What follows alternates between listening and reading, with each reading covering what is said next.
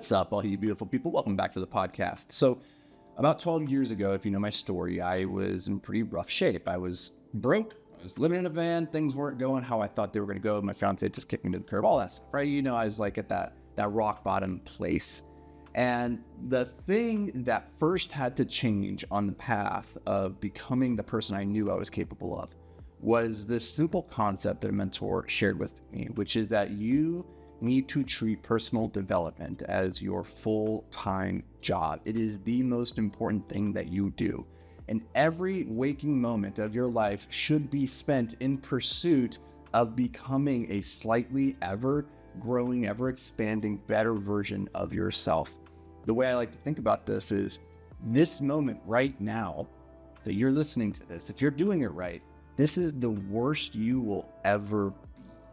This moment, if you continue growing, keep committing to expanding, learning, and that quest for personal development is truly in no form of hyperbole the thing that led to me transforming my life.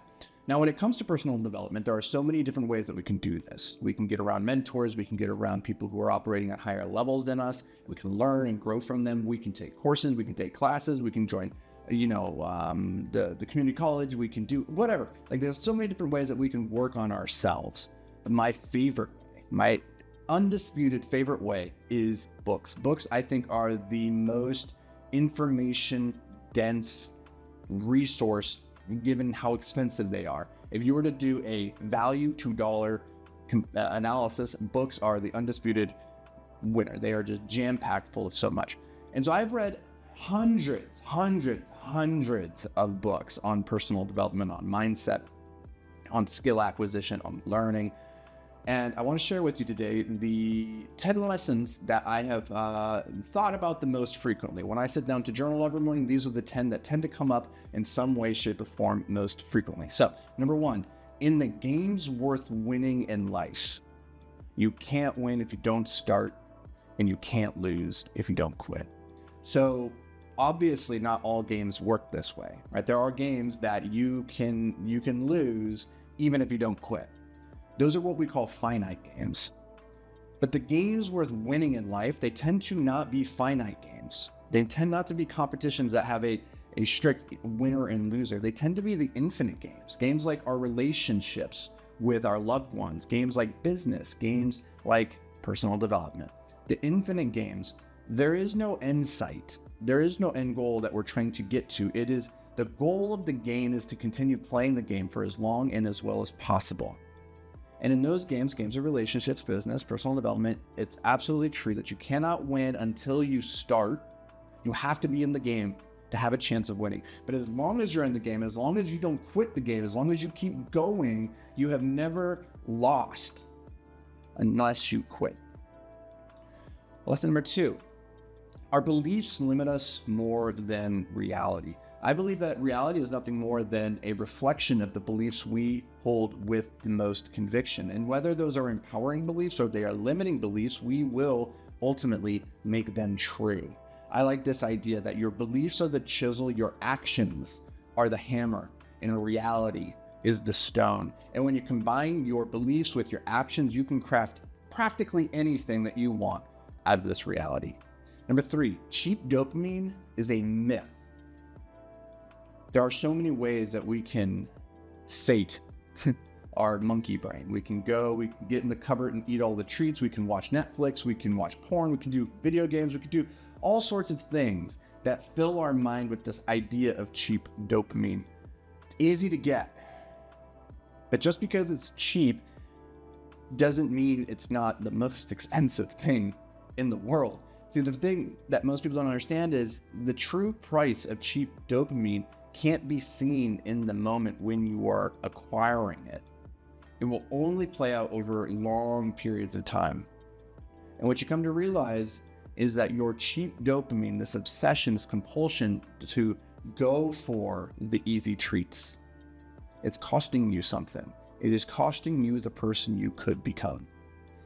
That, it turns out, is the most expensive thing of all. Cheap dopamine is the most expensive dopamine of all. Number 4, when you begin matters more than where you begin. A lot of people are born with silver spoons in their mouth, and it's really easy to look at them and say, hey, you have it made. You are so lucky. You are starting on the 80-yard line in this 100-meter dash. Of course you're going to win. But the truth is that person cannot win the race unless they actually start running. And the truth is, when you start on the 80-meter line, like, life is pretty good, 80-yard line, like, you're doing pretty good already. There's not a lot of incentive for that person to get up and start running. And so they usually don't. So don't fixate on the person who's starting off in life further ahead of you. Don't fixate on the fact that you don't have all the skills, all the resources yet. The most important thing is when you start. Get compounding interest on your side. Let time do the heavy lifting. Start now. The person who starts now in 10 years will be further along than the person, even if they started at the 80-yard line, who only starts at the 9th inning. So get going right now. Number 5, you don't need more time, you need more focus. You need more focus.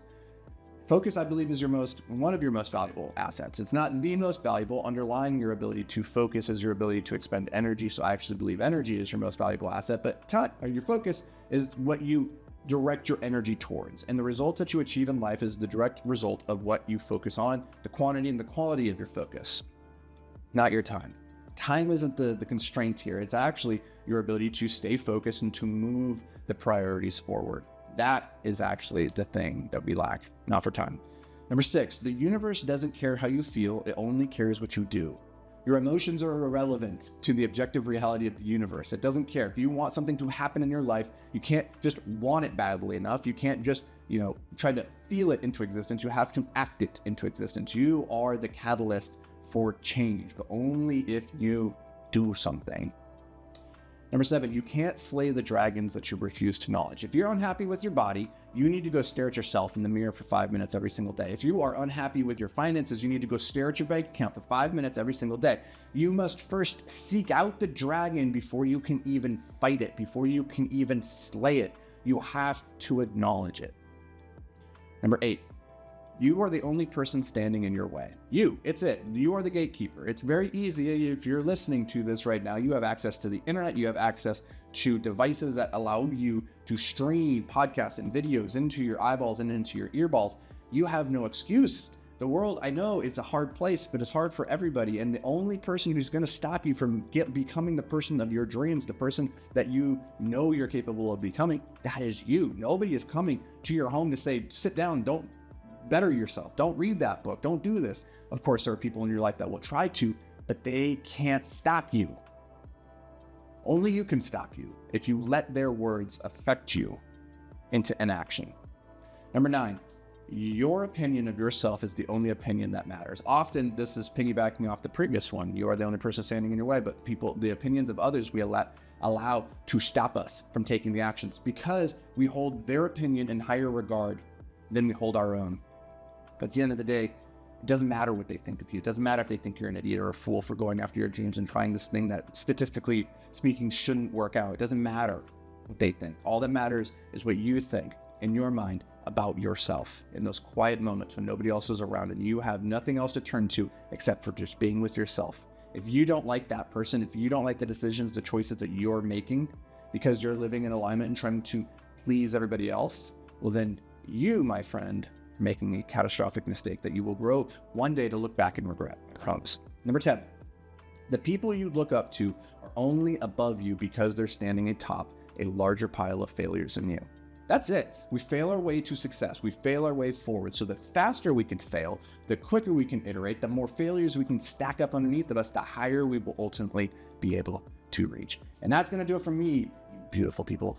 All 10 the most valuable personal development lessons that I've learned over the years after reading hundreds, it's ridiculous. I went on Goodreads and looked at my reading list. If you're curious what those books were that have had the biggest impact in my life, go to the YouTube channel, Anthony Vicino. We've done a number of videos where I lay out, here's the 12 most impactful books, here are the 16 books that will make you the most money. Done a bunch of those types of videos, so go watch those if you want to dive deeper into which books have actually had the most profound effect on my life. Otherwise, just take these lessons, write them down, because we don't remember that which we don't write down. Write them down and then review them every day and ask yourself, how can I live in alignment with this? How can I implement this idea into my life? And that will do it for me. I'll catch you guys in the next episode.